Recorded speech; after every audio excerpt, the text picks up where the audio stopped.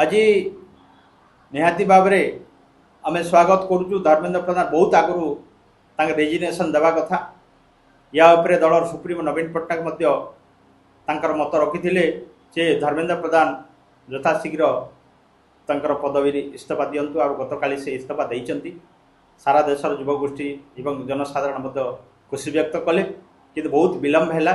आपण जानते जो प्रकार जंतर मंतर रे युवती को जो प्रकार पुलिस लगेगी बाड़ेले एवं हैरान कले परवर्ती समय जितेबले सबु राज्य एवं सबु आमर जिला मानकरे आंदोलन काय व्यस्त कला देश रे पूरा गोटे माहौल सृष्टि है। बीजेपी विरोध में से बाध्य ही मुंड नुहाइले युवगोष्ठी पाखे। तेणु नवीन पट्टनायक भावी चिंती सेटा बयान देते।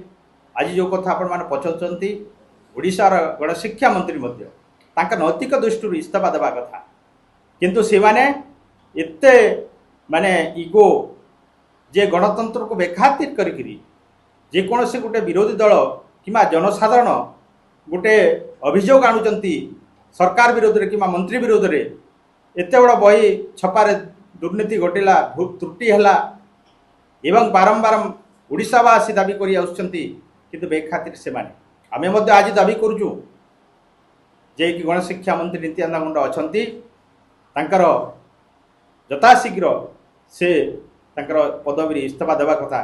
कहीं एते बड़ भूल इतिहास रे भी ओडिशा रे नथिला बही छपारे एते तरबर भाव में कोटी कोटी टंका खर्च है एवं पिलांकर भविष्य विषय पैसा तो आपणकर जनसाधारण रेवेन्यू खर्च है किंतु आज जो पिला माने तांकर भविष्य गठन करबा तांकर भविष्य आज नष्ट हो पड़ी बही पढ़ार वंचित होती किए दायी सरकार निहाती भाव में उत्तरदायी होगा कथा एवं से मंत्री मत उत्तरदायी यथाशीघ्र से पदवी रिजाइन देवा कथा।